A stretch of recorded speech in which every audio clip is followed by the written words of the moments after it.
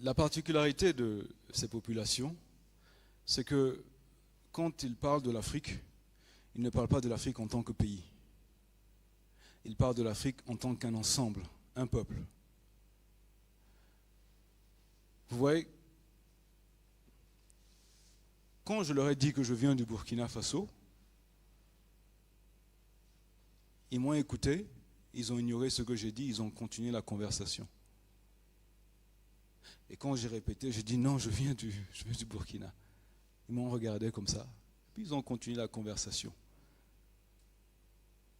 Ils n'ont jamais référé au nom du pays, mais ils réfèrent à l'Afrique. Pourquoi? Parce que quand eux, ils ont quitté l'Afrique, il n'y avait pas de pays. C'était des ensembles de populations. Ils faisaient partie de ces populations-là. Donc, comment ils voient l'Afrique? En tant qu'unité. Ils ne voient pas l'Afrique en tant que pays. Nous, on voit en tant que pays, mais parce qu'on copie le blanc.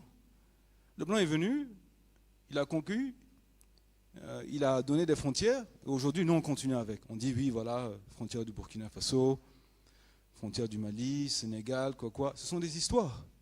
Ça, c'est l'affaire du blanc. Nous, on veut quoi? Nous, on dit quoi? Qu'est-ce que nous, on désire? Voici des peuples qui ont quitté l'Afrique, qui ne réfèrent pas à l'Afrique en tant que pays, ils réfèrent en tant qu'unité. Parce que quand eux, ils étaient en Afrique, c'était une unité. Donc cela porte à réflexion. Si on vous demande pourquoi il faut s'intéresser à votre passé, voici pourquoi il faut s'intéresser au passé. Maintenant, je présente une problématique. La problématique, c'est que nous n'avons absolument aucune relation diplomatique avec ces populations noires d'Asie. Aucune relation diplomatique, sociale, culturelle, politique, économique, rien. On passe le temps à courir après les Européens. On passe le temps à courir après les ambassades en France, aux États-Unis. Maintenant, on parle même d'ambassades en Chine ou en Russie. Mais avant que les Européens viennent en Afrique, qu'est-ce que les Européens ont donné à l'Afrique? Et après qu'ils soient venus en Afrique, qu'est-ce qu'ils ont donné à l'Afrique? Avant les indépendances, ils ont conquis l'Afrique. Donc, après les indépendances, ils ont encore conquis l'Afrique. Résultat de course, rien de bon. Mais on continue à courir après eux. On veut avoir des rapports diplomatiques, politiques, culturels, économiques avec l'Europe. Alors que nous avons toutes ces populations-là qui sont déjà en Asie. L'Europe nous étouffe. L'Asie veut les étouffer pour prendre leurs terres. Parce que quand on a le diplôme, il faut que ce soit validé là-bas, ça donne un prestige à l'école, etc. Mais eux, vous voyez, je vais vous raconter une histoire, parce que moi, tous mes diplômes, c'est en économie. Donc, quand je raconte une histoire, j'aime la raconter par rapport à l'économie. Comment est-ce que la Chine a conquis l'Asie? Très simple. Il y a 50 ans, les Chinois ont compris qu'on n'est pas dans un monde où on s'offre des fleurs. On est dans un monde de domination, de suprématie.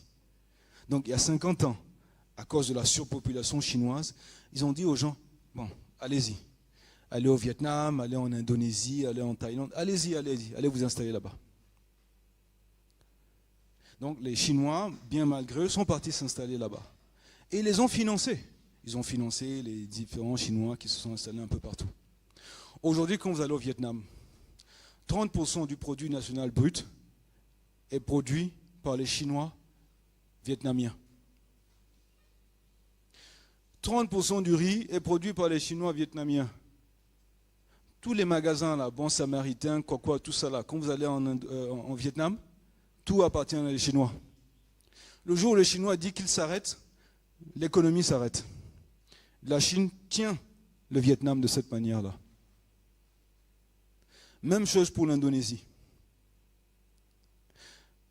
J'ai eu la chance d'aller en Thaïlande. En Thaïlande, il y a ce qu'on appelle les ramas. Les ramas, c'est la monarchie. Mais quand vous les regardez, ils sont plus noirs que la population. Parce que Rama, c'est un titre de l'Égypte ancienne. Donc vous avez les Ramas, mais comme les Chinois sont partis s'installer, parmi eux, un milliardaire est apparu. Les Chinois l'ont poussé, il est devenu Premier ministre. Lui veut maintenant faire partir les Ramas. Donc il y a eu un co-militaire. Et les militaires ont remis en place la royauté. Vous voyez. Mais ça ne change rien. La Chine tient la Thaïlande. Qu'est-ce qui nous empêche de faire la même chose? Qu'est-ce qui nous empêche de faire ce travail-là? Pourquoi ne pas construire des usines avec eux? Pourquoi ne pas construire des universités avec eux? Pourquoi ne pas construire des liens diplomatiques avec eux? Des liens culturels? On n'a pas besoin d'importer des gens en Asie. Ils sont déjà là-bas. Tout ce qu'on a à faire, c'est nous reconnecter à eux. Aujourd'hui, on dit même à ces populations qui ne viennent pas d'Afrique. On fait des émissions à la télévision, on leur dit, vous ne venez pas d'Afrique, vous venez de l'Europe.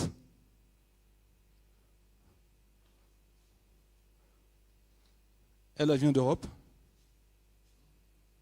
Vous voyez? C'est ce qu'on met dans leurs livres scolaires, qu'ils viennent de l'Europe. Donc on est en train de perdre ces gens-là.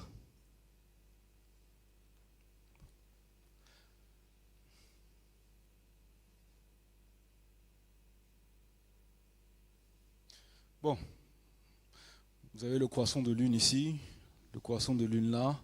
Ça représente le matriarcat. La lune, c'est connecté à la femme, à Isis, en Égypte ancienne. Donc on vous dit ici que c'est une civilisation matriarcale. Voilà.